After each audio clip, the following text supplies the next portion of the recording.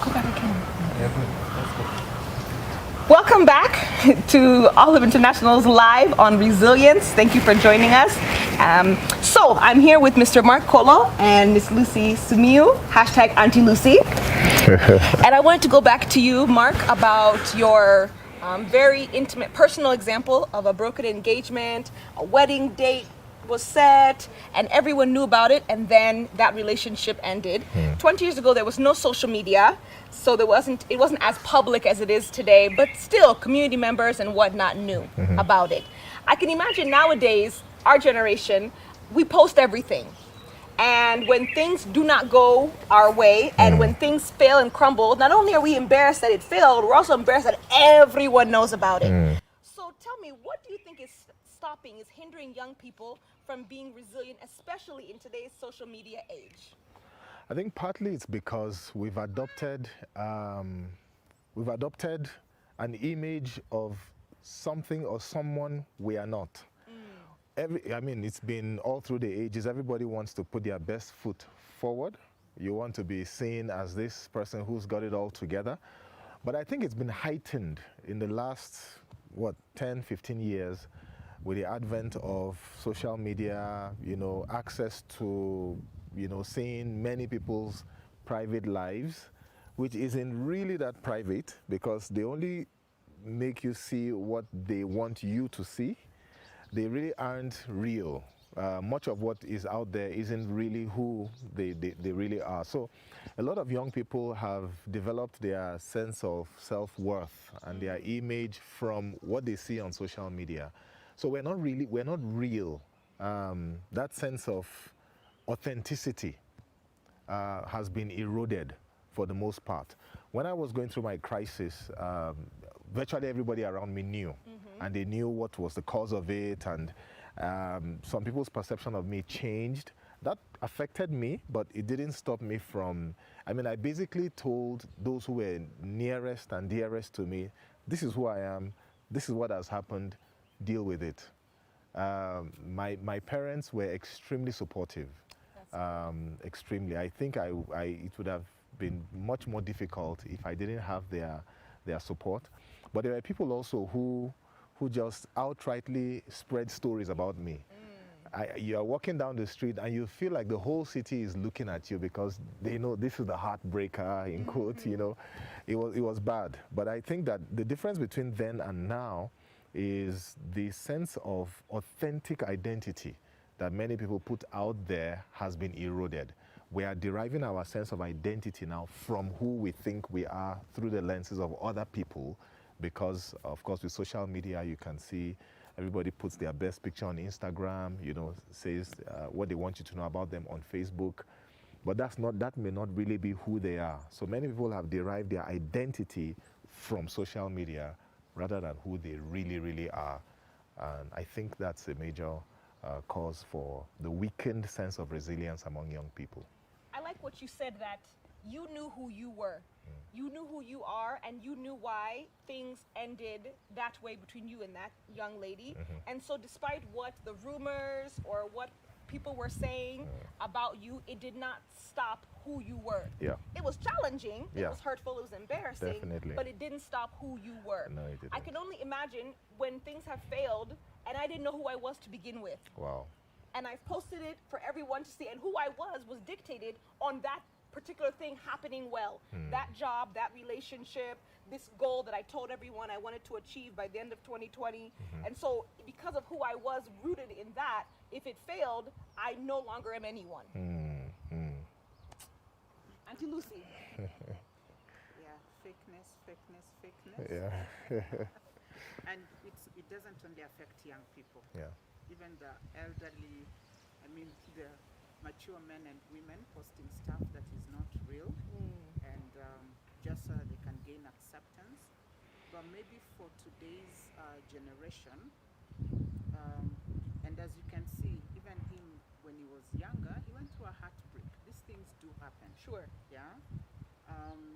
I think it becomes more difficult for young people in today's world with social media, because you portray yourself as this person, and in real life you're not that person. Yeah. You want to look like you have the money, you have the friends, you have the connections, and in real life it isn't Yeah. there. You Yeah. want to look like you're this cheerful, always happy-go-lucky boy or girl. In real life, it's not there. Yeah, you want to look. You know, sometimes I sit and go through people's profiles. You know, what school did you go to? And you've picked these big schools. You know something? It just puts you in a situation when life really happens, you don't know how to get out of it. Sure. So it's easier to crumble. But Sure. imagine if you were just real from the word go and say, this is who I am, yeah? This is who I am with short hair. I'm not wearing a wig, I'm not wearing fake eyelashes, I'm not wearing, I don't know, layers and layers of Makeup. whatnot. You know, there was a story, I digress a bit. There's a guy who said you divorced his newly wedded wife because he was like, what? Are you the same one? That's not who I married. That's not the one I married yesterday, you know? So I think we've created a certain image around ourselves that is not real, and when real life happens, then just crumble. Now, aside from and I think social media really defines who we are nowadays, even in terms of what we want to study, the careers we want to get into. So some of us are not, and I'm saying this truthfully, we are not academically oriented or gifted. Yeah? But because if I became an architecture or, you know, these careers that have got tags, Yeah. titles before them, and I put it on my social media page and whatnot, then that means there's a certain level of esteem I receive from society. You're lying to yourself. You're killing yourself Yeah. because you're going through a career path that when things become difficult in the career, what will you do? You give up. Yeah. And I think those are just, I think bottom line is Yeah. just the lack of authenticity, Yeah. as Max said. Many people aren't living from their core. They haven't discovered who they really are. Identity is I think it's the scarcest concept that many people have discovered. So when you try to live your life through other people's lenses, such a life, you can't build anything on it. So I was talking about identity, purpose, character, and eternity as the four pillars of building a great life. If you weave your life around who you are intrinsically, why you were created, and then what you are to build into your life along this journey, and then ultimately where you are going, your destiny. I think that few things will be able to knock you down and keep you down. Building around these four things, knowing who you are, why you are here, what you are to build into your life along the journey, because of the vision of who you want to become, and I'm talking authentically who you want to become, not what other people want you to become, and then ultimately where you are going. You will be a very resilient person. You will fight through every obstacle and keep rising above the challenges and hindrances. And you know, you've just mentioned character, and Olive International is about positive youth development. And I think the aspect of character is lacking, you know? So who is glorified on social media? People who lack character.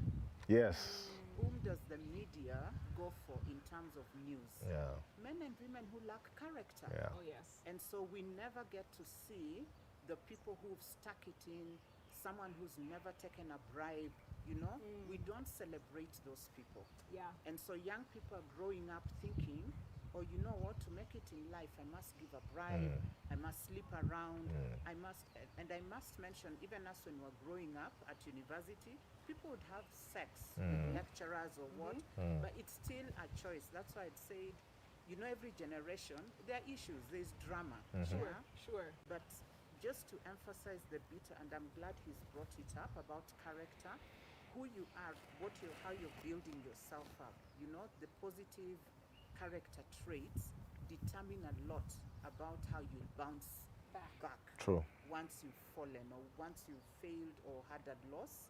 because then it's your character that helps you to stand. Yeah. But if you're busy taking bribes and, you know, giving out bribes, dishing them out, when that East African anti-corruption something comes knocking, you know, you don't have something to stand on. But imagine if you're a truthful person, someone with integrity, never stolen a shilling in public office, you know, even as a young person who's just been employed, and you're like, you know what, I don't take bribes, I'll give you your passport. Clean heart. You know, 20 years later, you'll stand somewhere and you'll be celebrated. Instead of being celebrated and in your heart, you know, or you put up a whole mansion and we come for the housewarming party and we are like, oh, beautiful home. But it was And stolen yeah, money. It was stolen money. Yeah. Stop Yeah. lying to us. Yeah. I don't even know that we are still on that topic, but character, Yes. character is a great contributor to just Building nurturing resilience. resilience. Yes, And a lack of character is a boundary, a hindrance absolutely. to not being able to be resilient. True. You both have spoken so many great nuggets. I wanted to touch on, you said that even in our parents' generation, before social media, they still had pressure. And we live in an African society where, as young people, our parents' opinion matters a lot to us. And there are people who choose a particular university, choose a particular career path because of what their parents think, or because my uncle was an engineer and so I have to continue on that legacy. What advice or what would you say to young people who are maybe facing that kind of pressure? Maybe it's not social media pressure, but even just the pressure from their family and their society to go a particular direction for their parents' esteem or for their society or culture's esteem. Yeah. Let Mark start because I think I'm too radical. Start on a gentle note. Back to the issue of identity. Sure. None of us was created a clone of somebody else. None of us was created to live the life that somebody else wants for us. My dad wanted me to be a lawyer. And he had his reasons. He pressured me to fill in law as, you know, the form to apply for university. I knew law was the last thing I wanted to do. But that first year, I actually filled in law to please him. Sure. But I deliberately failed the exam because I didn't want to study law. I wanted to study design. I'm into creativity. I like working with colors and shapes and things like that. That's very far from law, huh? You know. So back to the issue of identity. A lot of young people don't know who they are, because who you are will determine the kind of choices you make, the kind of decisions you make in the course of life. Permit me to quote a couple of scriptures here. The Bible says that children obey your parents in the Lord. And a lot of young people use that as the reason why they have to do what their parents tell them to do. Sure. Now, because I work with young adults, not necessarily teenagers or children, adolescents, I work with young adults, people who are in their late teens, early 20s, mid 20s, and so on. And they quote this same scripture to me. And I say, well, first off, you're not a child. It says, children, obey your parents in the Lord. So firstly, you are not a child. Once you are above the age of 18, you are no longer a child. And that verse was written for children. Sure. Sure. You will ever remain a child of your parents, yes, but once you reach the age of adulthood, 18, you are meant to reason on your, of course you can reason before then, but I'm talking about you are not under the control of your parents anymore.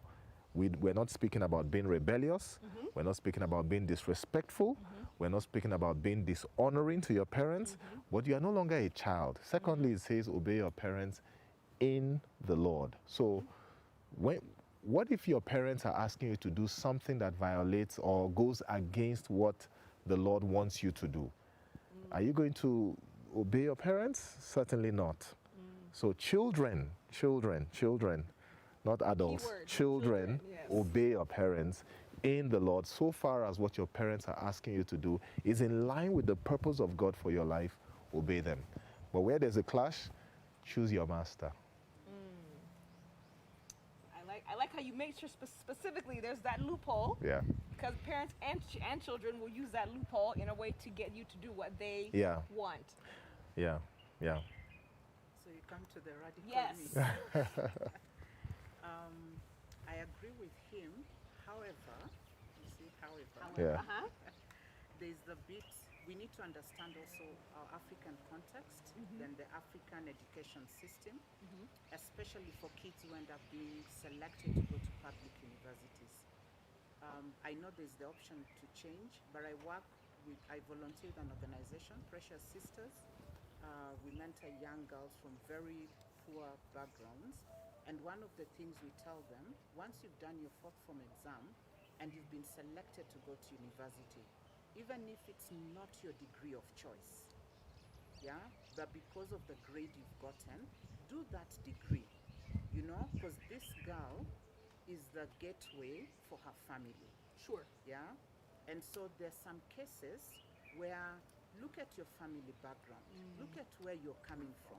Yeah, if you've been selected to go and do a bachelor's in education, and I know I'm saying this and I know there's a job crisis, but you know, once you get that first degree, then it sets you above somebody Yes. who maybe dropped out of school. Yes. You know, you can work your way around life with that. And so sometimes we just need to look at the context where we are coming from. What does this degree mean? Okay? And there's no education that is wasted. Yeah, None whatsoever. true. So if you can go through the 4 years of education, get your initial degree, and then at 30, at 40, do your master's. We're not competing, we're not in a race. I mean, a race whereby, oh, Mark has got You're not racing against somebody else.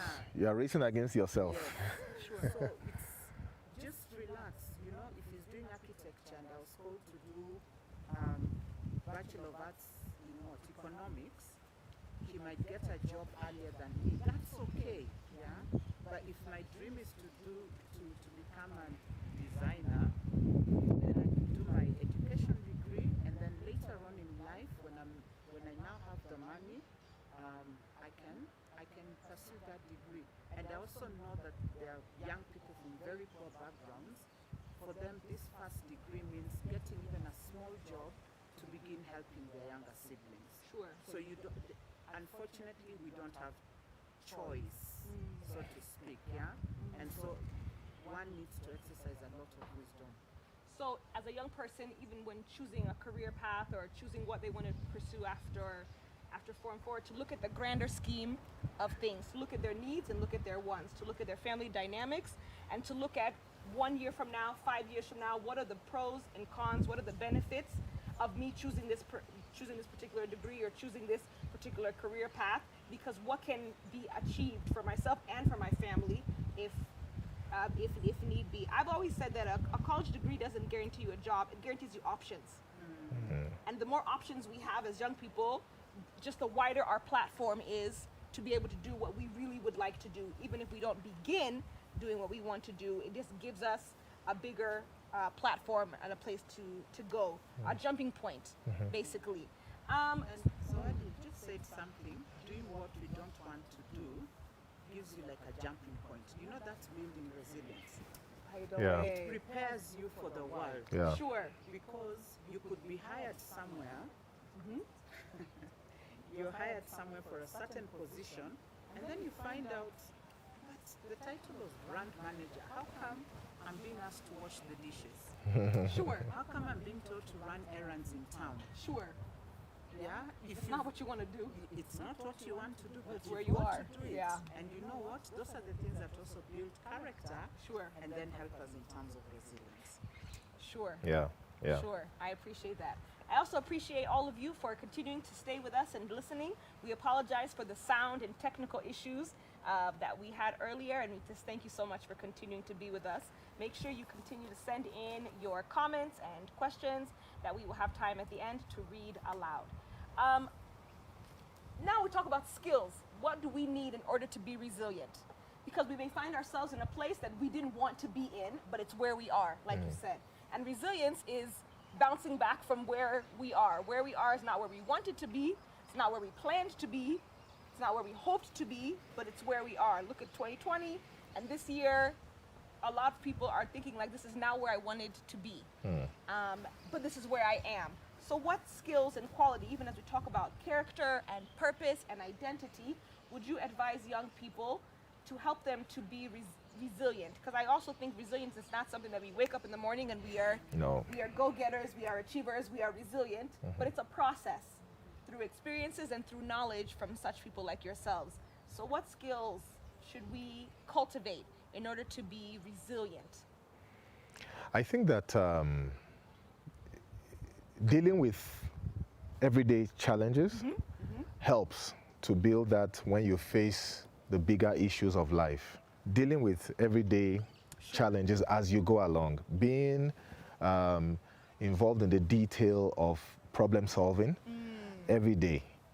A lot of young people, we are born into an instant generation where we want things done quickly, all right? And then also the whole fact that people don't understand the value of delayed gratification.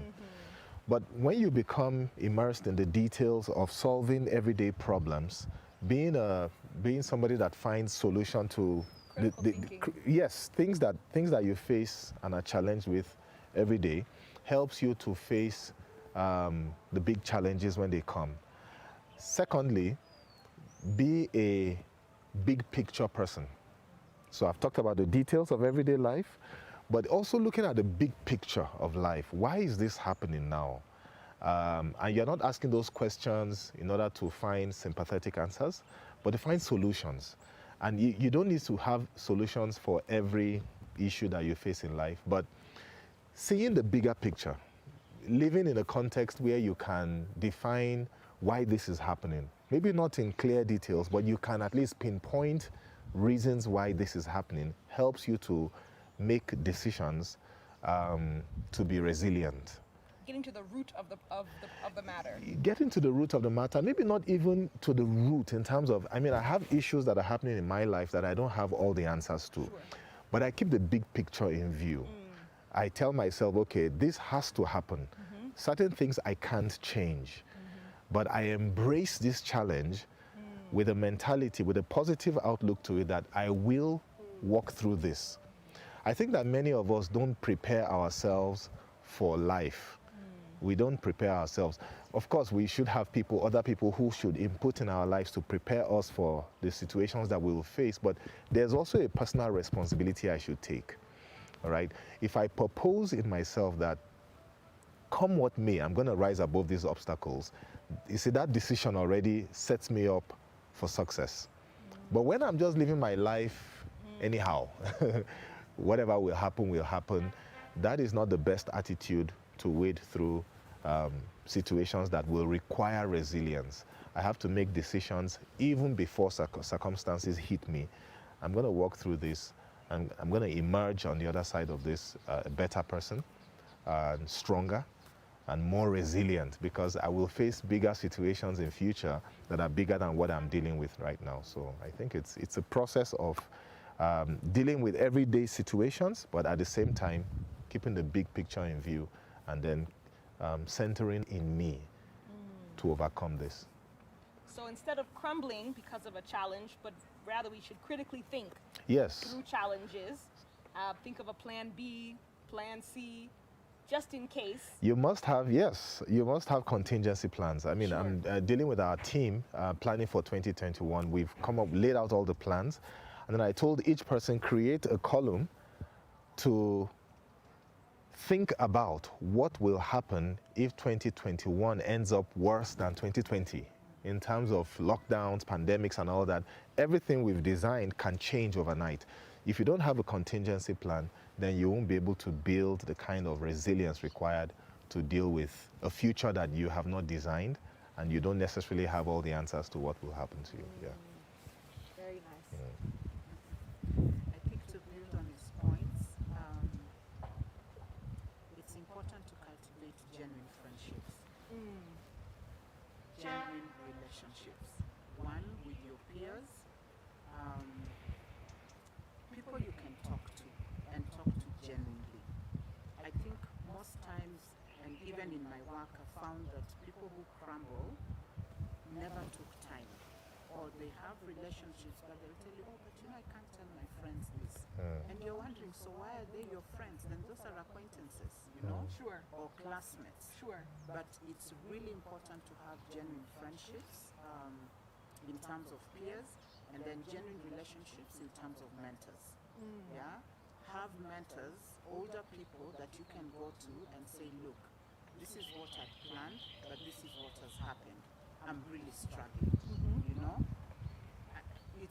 and you see what genuine relationships do for you, whether it's with the older or your peers, is to help you become vulnerable.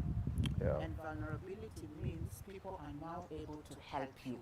Sure. Yeah, because if you put up a strong front Zawadi, I won't just assume that you have problems. I won't come and say, oh, I notice you're crumbling. You've put all this layer of makeup, nice wig and whatnot, you're looking all flashy. I just assume, oh, this girl is doing well. Sure. Yeah. So building those relationships is quite important. And you know something, Zawadi, you'd rather have one genuine friend than 10,000 fake friends. That friend will walk with you, support you. And when I talk about genuine friendships, these are people who tell you the truth. They'll tell you, what you're doing is wrong. Yeah? And or what you're doing is the right thing. And I'm here to walk with you and support you.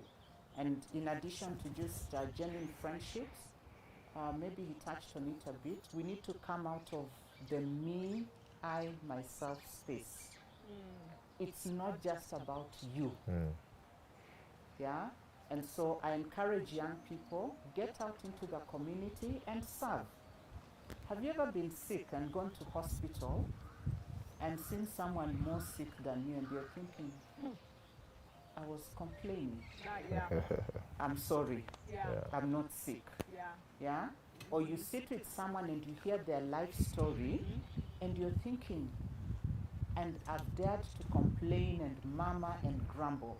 So the moment we come out of ourselves, then we become better people.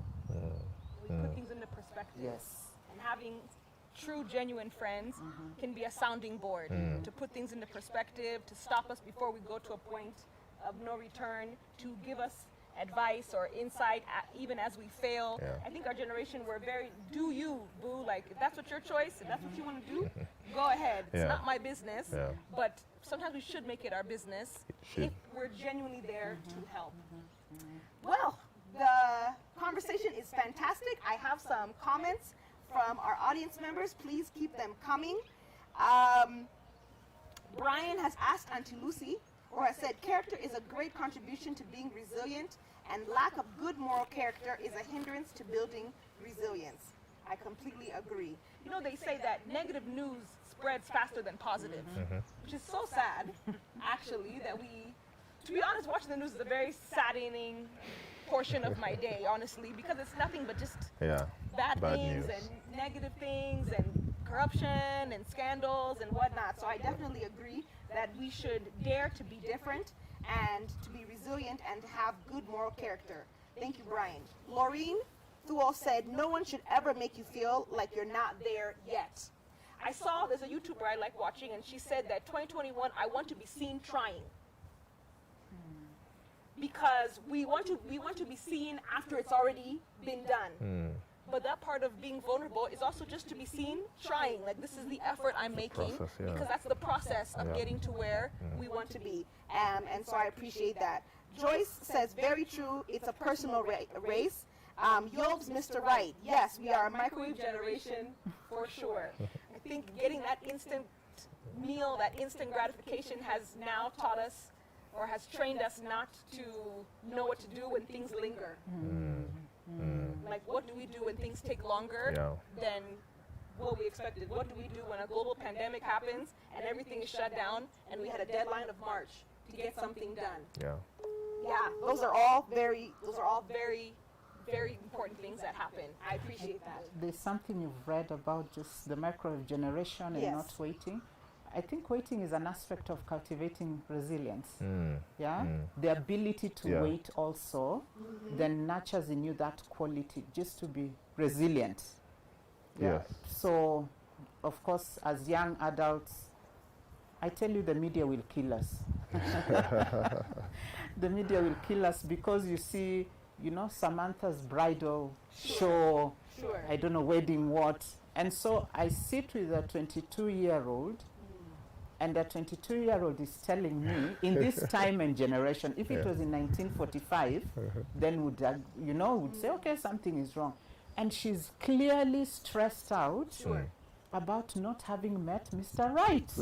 22. Imagine. 22, you should be thinking of camping and hanging out and dancing and, just being 22. Yeah.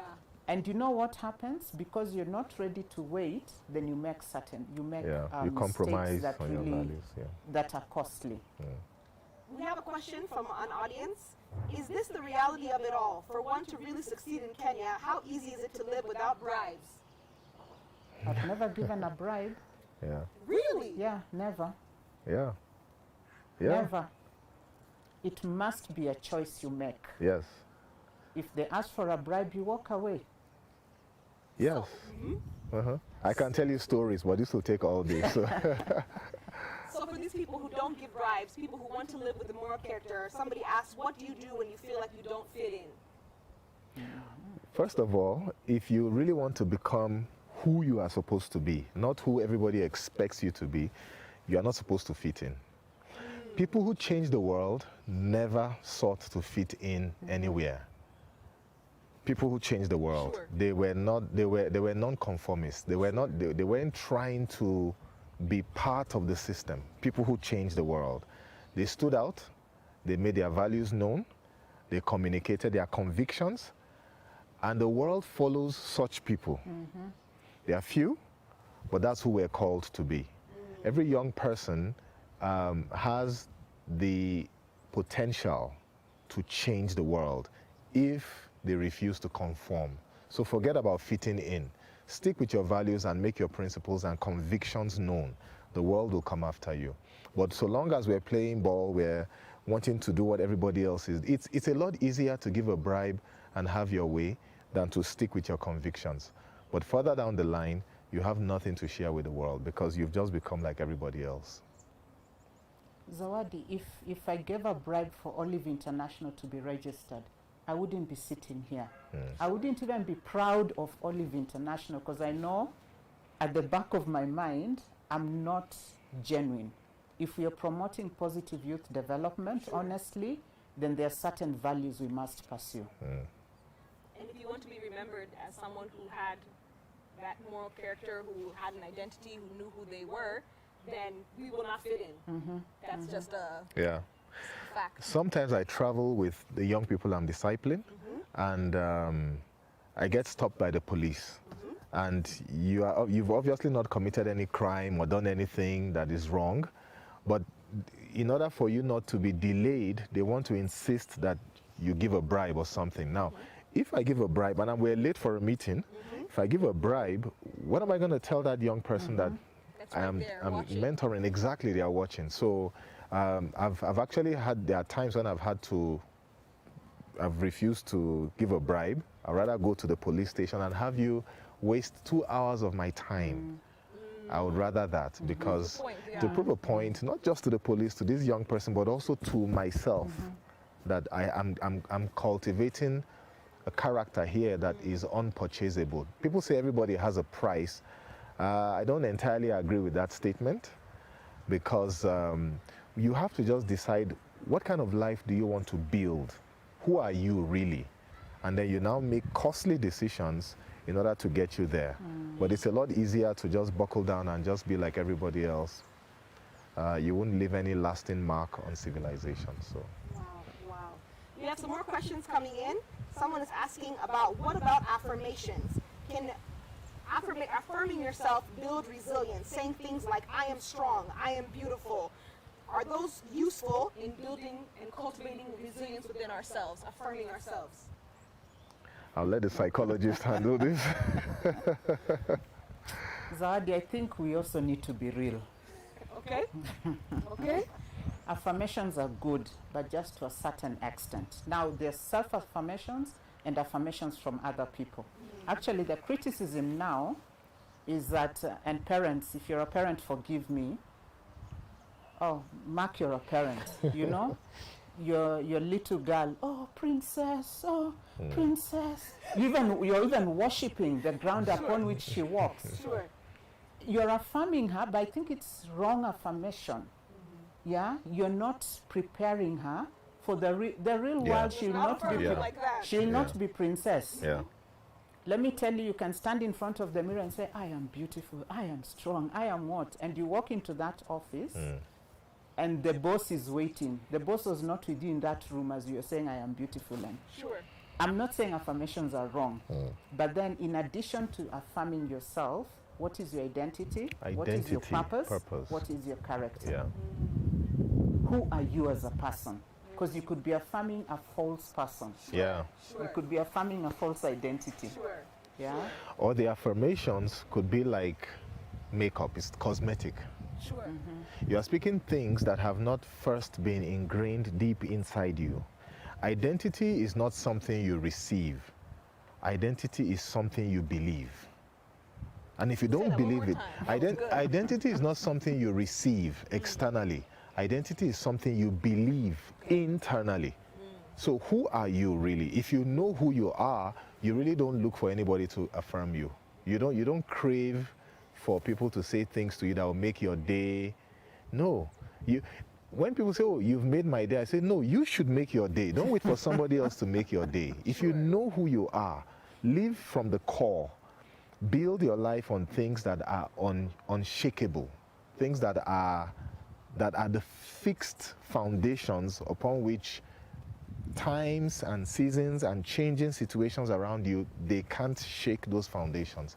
But many of us are building our lives on, what do they think of me? Do they like me? No, if you know who you are, you don't need anybody to make your day. You make your day.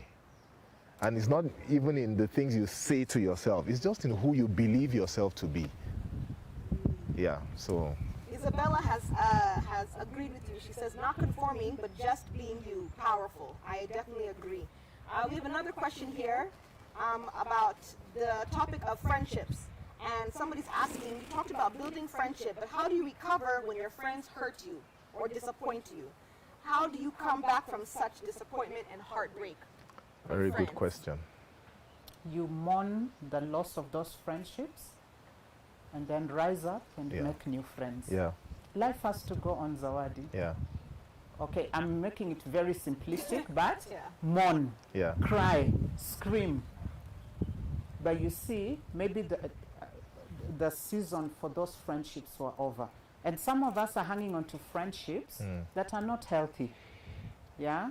Maybe just friendships that are feeding aspects of us or even misleading us, but because we want to be identified with those friends, we stick to them, and you keep on. Some of your true friends tell you, no, don't hang out with that guy or that girl, but you keep on thinking, no, until something happens.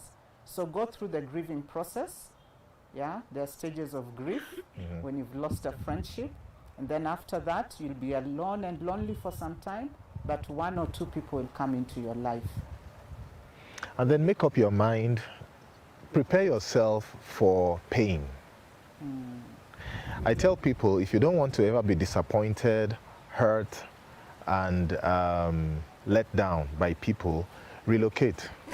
Move to Venus or Mars or Sure, be by Jupiter. But on this planet, you will face pain. Make up your mind ahead of time that I will be disappointed by people, and this is how I will try my best to react. But you won't become a recluse, and isolate yourself from people. That's not how to deal with pain when you are disappointed with friendships. Like she said, well, I don't want to say suck it up, but I mean just walk through the whole process, bear the pain, and rise up and keep going. There are lots of good people out there.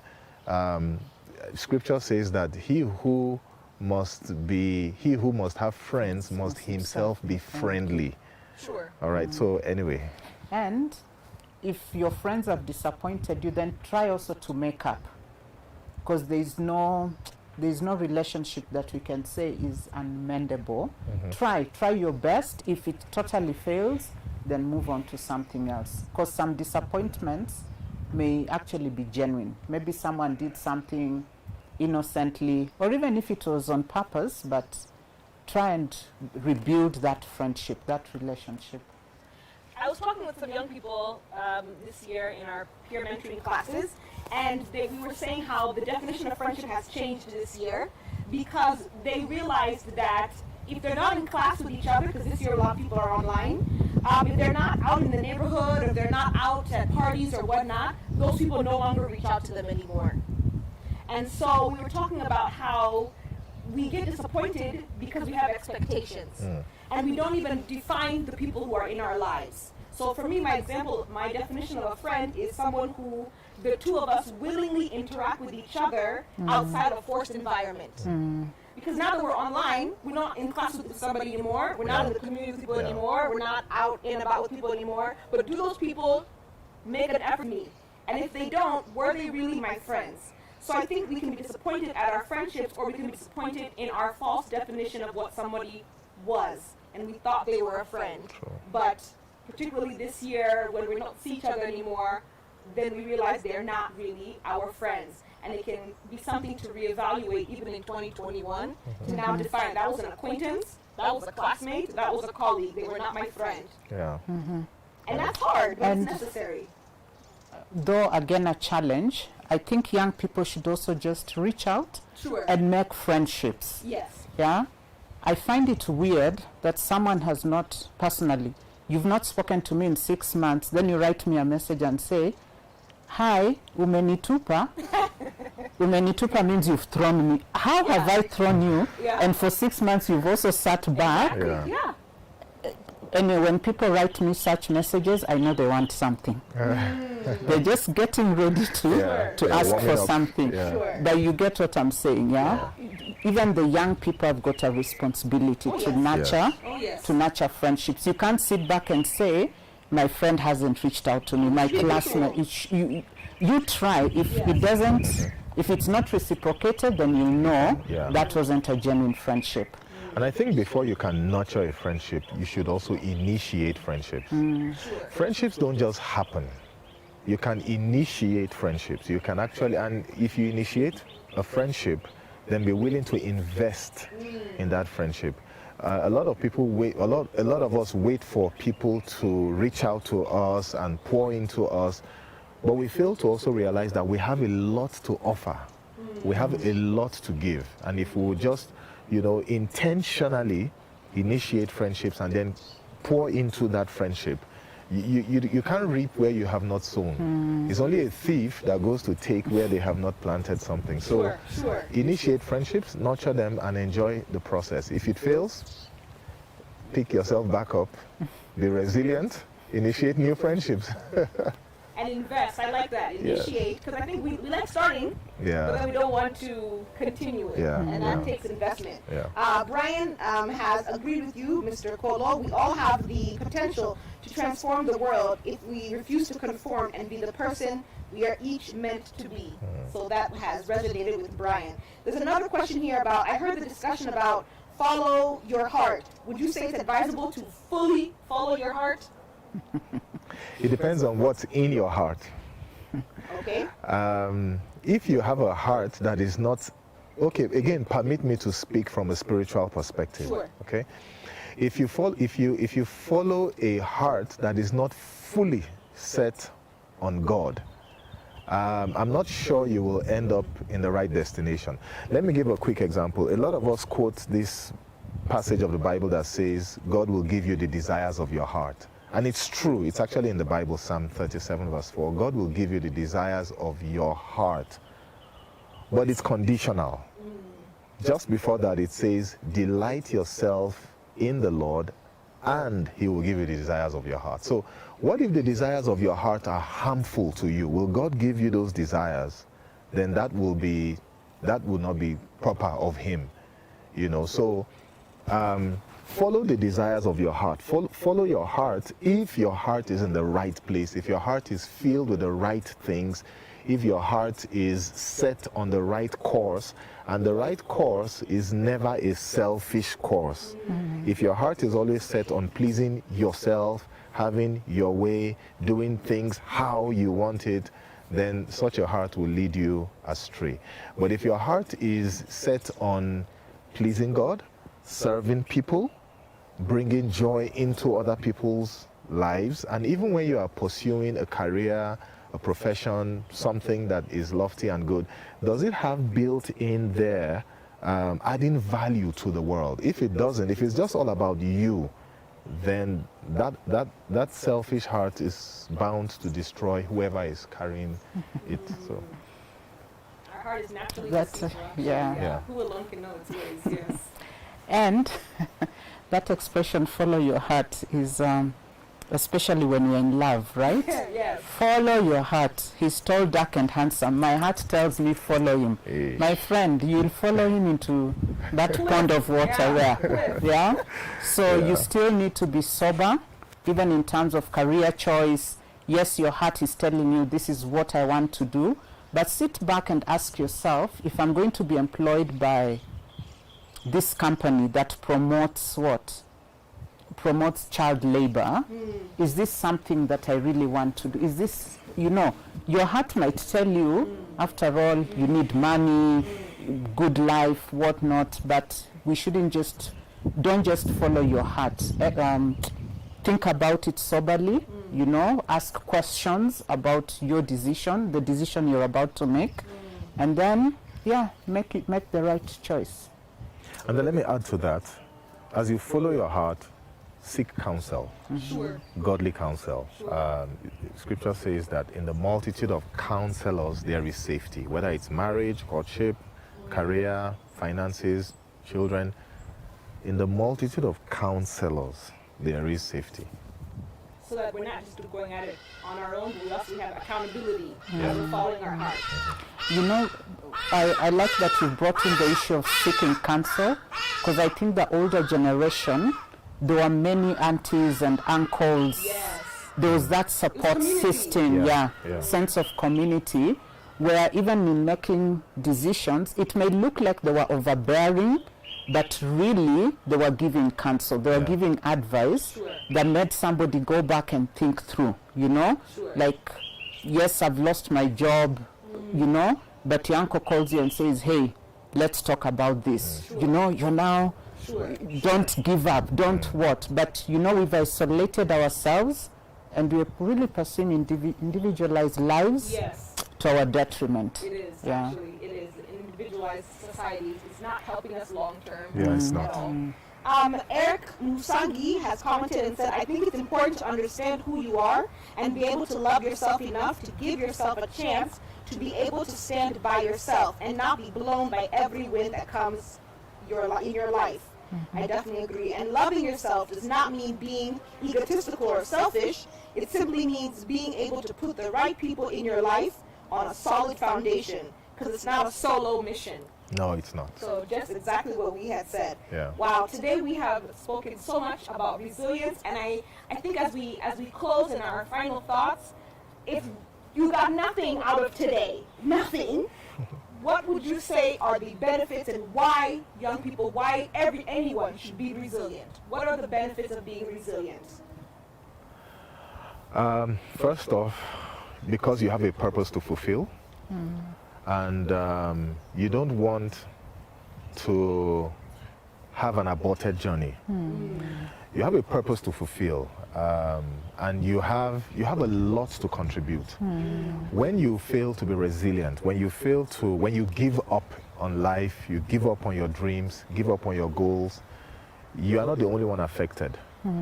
Many other people are also affected negatively. So think about, first, you have a purpose to fulfill, and it's a very precious purpose. It wasn't designed by you. It's bigger than you. It goes way beyond your lifetime. Secondly, think about many other people that can easily, whose destinies could also be altered, affected negatively in one way or the other by your choosing not to pick up. And I use a biblical story. Joseph. Think of all the obstacles in Joseph's life. If he had chosen to just, stick it out in the pit, or just slave it away in Potiphar's house, or just be a nice boy in the prison, that's it. And a whole nation, exactly, a whole nation was waiting for Joseph to not give up at every obstacle, to bounce back. And again, I think of somebody like Esther, so with all the minuses, all the negatives against them, they chose to be resilient and to press on, and ultimately their decisions affected nations. They just bounce back. Yeah. I like that. Why should we be resilient?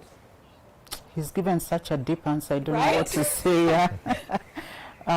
Why should we be resilient? You remember the story of the cake, the analogy? Yes. Because in the end, you'll have the cake and eat Yes. it. Sure. Yeah? Sure. So don't give up. Don't give up, even when you're in the heat, 250 degrees, you know, if you're in the mud pit, there's so much. And you know, for young people, I say this with a lot of feeling in my heart. Every young person has got something special to offer.